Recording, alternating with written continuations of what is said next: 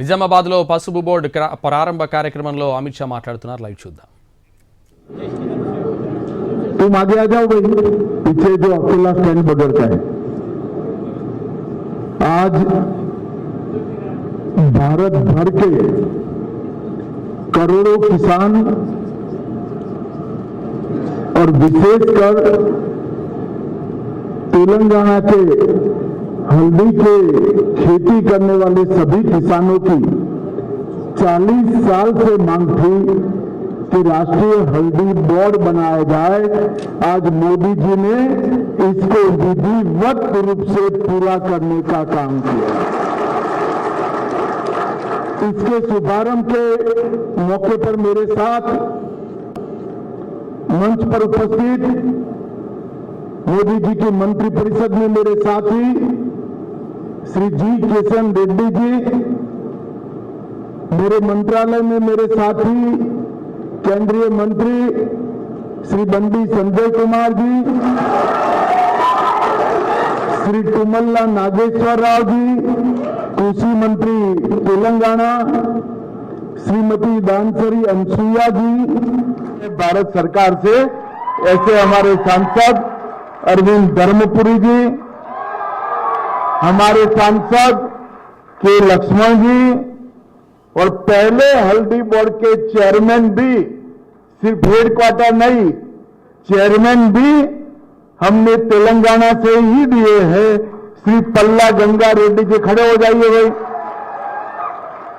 और आज इस सभा में आए हुए हल्दी उगाने वाले मेरे प्यारे किसान भाइयों बहनों, आप सभी को मेरा प्यार भरा नमस्कार।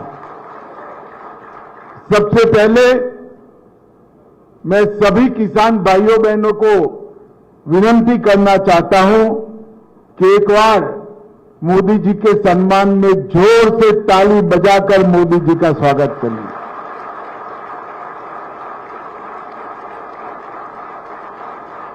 आज मुझे बड़ी खुशी हो रही है कि एक वादा देश के प्रधानमंत्री जी ने देश भर के हल्दी की खेती करने वाले किसानों को किया था और विशेषकर तेलंगाना और निजामाबाद में किया था।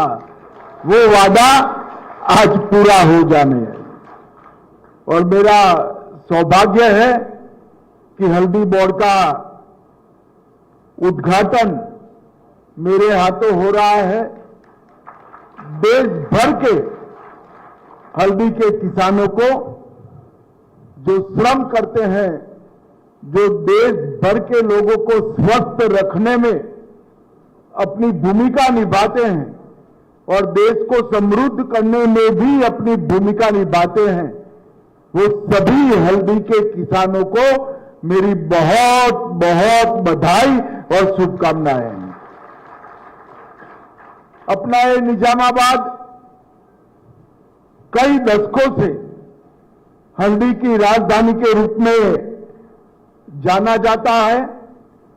यहां के किसान हल्दी सदियों से उगाते हैं, मगर उसको वैश्विक बाजार जितना मिलना चाहिए इतना दुनिया के बाजार में आपका हल्दी नहीं जाता है। ये बोर्ड बनने से 3-4 साल में ही निजामाबाद की हल्दी दुनिया के ज्यादातर देशों में पहुंचेगी, इसका मुझे विश्वास है। 2023 के चुनाव के दौरान मोदी जी ने यहां पर तेलंगाना में हल्दी बोर्ड की घोषणा की थी। अक्टूबर 23 में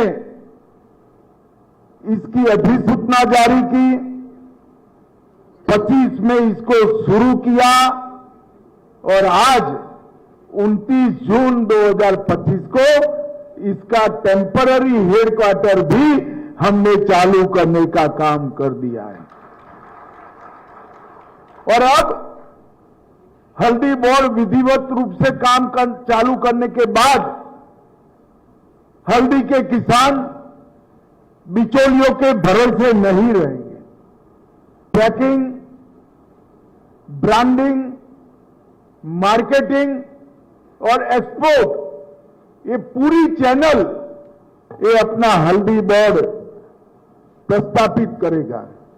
और हम सब जानते हैं, सदियों से भारत के लोग कटु होने के बावजूद भी हमारी माताएं हल्दी अपने खाने में डालती है। कोई पागल नहीं है, कटु स्वाद क्यों लेगा?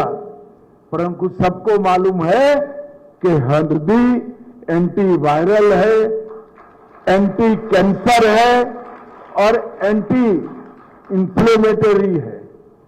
और हल्दी के औषधीय गुण दुनिया भर में इसको वंडर ड्रग के रूप में जानते हैं।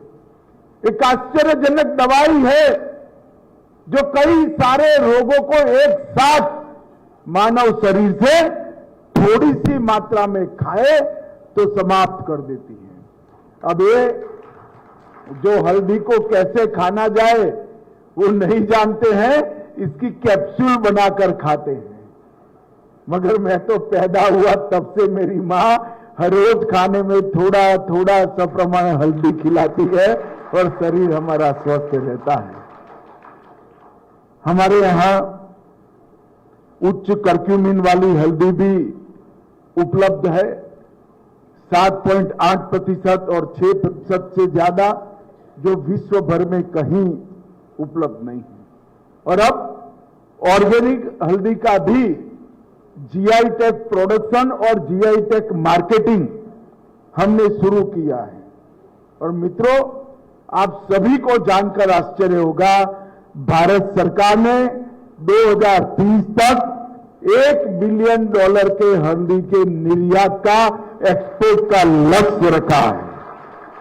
और अंतर्राष्ट्रीय मंचों पर $1 बिलियन के एक्सपोर्ट के लक्ष्य को अचीव करने की हमने पूरी तैयारी भी की है। ये जो बोर्ड बनेगा, ये हल्दी की ज्यादा से ज्यादा कीमत हल्दी के किसानों तक पहुंचे, इसके लिए काम करेगा। इंटरनेशनल मार्केट में हल्दी की खपत को बढ़ाने के लिए प्रचार प्रसार करेगा। संभावित बाजार में भारत की हल्दी के अंदर जो औषधीय गुण है, इसका भी प्रचार प्रसार करेगा। उनकी गुणवत्ता और सुरक्षा मानांक विश्व स्तर के हो, इस प्रकार का पैकिंग की भी शुरुआत करेंगे। किसानों को हल्दी खेत से कैसे निकालनी, जिससे एक्सपोर्ट में कोई बाधा ना आए, इसका प्रशिक्षण और कौशल विकास, इसकी ट्रेनिंग देने का भी काम करेंगे। और हल्दी के स्वास्थ्यवर्धक गुणों पर हम रिसर्च एंड डेवलपमेंट कर उसको विश्व के लिए प्रस्तावित करने का काम करेंगे। तेलंगाना में निजामाबाद, जगतियाल, निर्मल और कामारेड्डी जिला भारत के टॉप हल्दी उत्पाद करने वाले जिलों में होता है। और मित्रों, 2025 में हल्दी के किसानों को 18 से 19 हजार प्रति क्विंटल रेट मिला है। रेड्डी जी के नेतृत्व में जब ये बोर्ड बढ़े चलेगा, मुझे पूरा विश्वास है कम से कम 3 साल में हम 6 से 7 हजार रुपया ज्यादा किसानों को मिल पाए, इस तरह की मार्केटिंग की चयन करेंगे। 23-24 में भारत में 3 लाख हेक्टेयर में हल्दी हुई है और 10,74,000 10,74,000 टन हल्दी का उत्पाद हुआ है।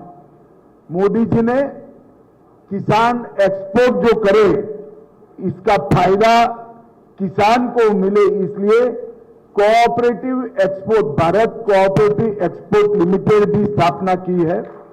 और जो ऑर्गेनिक खेती करते हैं, प्राकृतिक खेती करते हैं, इसके लिए भारत ऑर्गेनिक कोऑपरेटिव लिमिटेड की भी स्थापना की है, जिससे आपके ऑर्गेनिक उत्पाद का विश्व में जो दाम मिलेगा उसका फायदा व्यापारी को नहीं मिलेगा, अपने किसान को मिलेगा।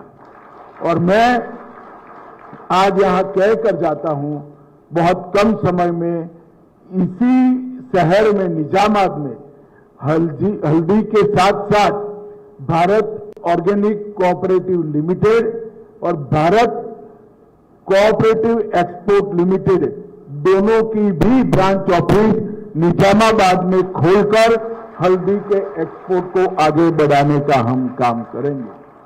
मित्रों, मोदी जी ने एक शासन में एक कल्चर डेवलप किया है कि जो वादा करते हैं वो पूरा करते हैं।